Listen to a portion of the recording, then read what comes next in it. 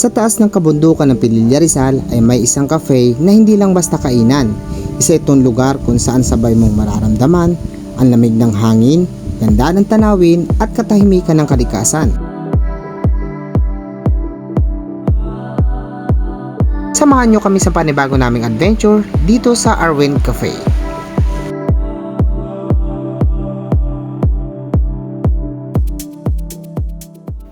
Bago ka makarating sa Arwin Cafe, dadaanan mo muna ang medyo makitid na kalsada. Sa bandang huli, may humigit kumulang 200 meters pababang daanan. Kaya kailangan ng kanting ingat. Kapag weekend naman, medyo challenging, lalo na kung nakakotse. Pero kung nakamotor ka naman, mas madali at mas mabilis ang access papunta rito.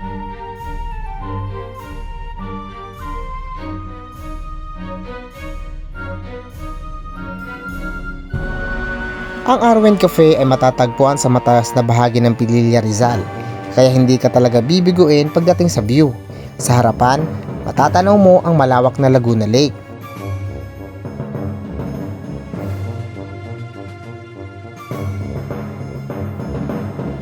At sa likod naman ay nariyan ng windmill na nagbibigay ng kakaibang karakter sa lugar.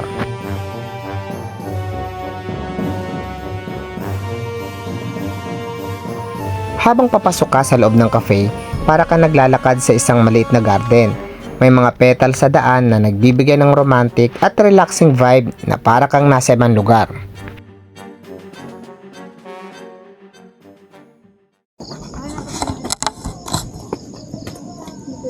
Ano tayo? Yan. Medyo madilim lang dito sa part na to kasi parating tayo dito 6 PM na kasi nga dahil panay ulan tapos may pinuntan pa kami kaya yan, goods lang.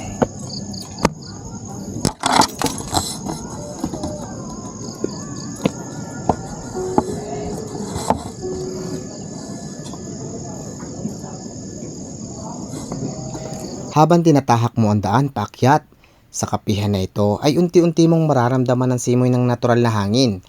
Presko, malamig at tila hinahaplos ang iyong balat sa bawat takbang. Medyo nakakapagod man ang pag-akyat, ramdam mo naman na katahimikan at ganda ng paligid. At ang madalas hinahanap natin wala sa kapatagan na ang mga puno, ang huni ng mga ibon at amoy ng sariwang hangin. Sa bawat pahinga, mas lalo mong na-enjoy ang bawat tanawin. Parang sinasabi ng daan na sulit ang bawat takbang. At sa wakas, pagdating mo sa tuktok, sasalubong naman sa iyo ang kainan. Simple ngunit maaliwalas. Dito mo masasabi na ang pagod ay napapalitan ng saya.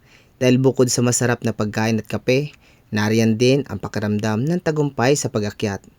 Isang paalala na minsan, ang pinakamagandang lugar ay matatagpuan sa dulo ng isang pagod, ngunit makabuluhang paglalakbay. Tanungin ko muna sila.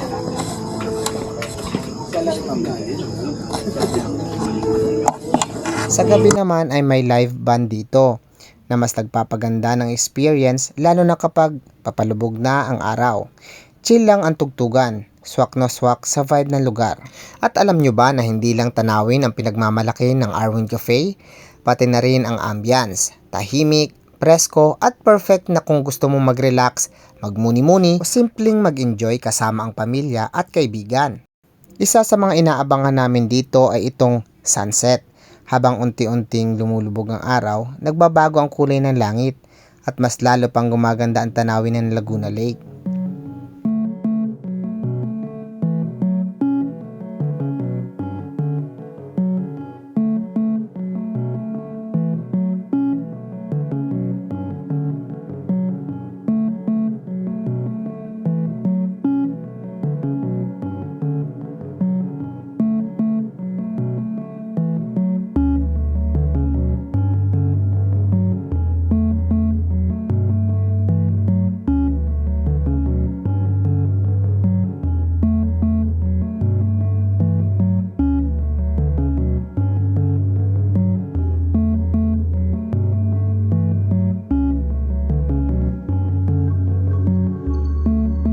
Pagdating naman sa pagkain, masasabi naming sulit din.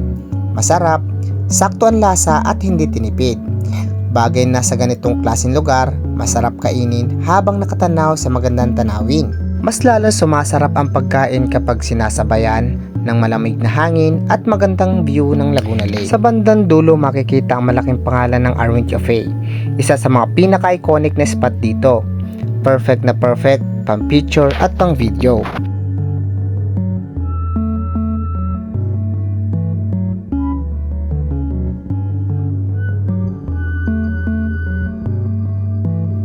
Katabi nito ang heart shape na paboritong puntahan ng mga couple at mga mahilig sa aesthetic shot.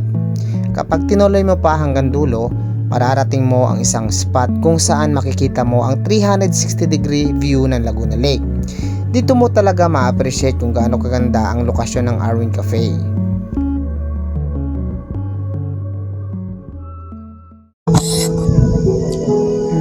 Yes, ganda dito. Punta tayo dito sa dulo.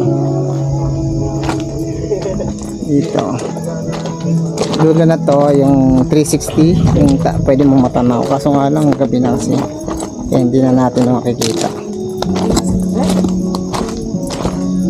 Diba? So yan, Laguna Lake. Kitang kita dito sa taas. Kasi ganitong gabi, hindi na.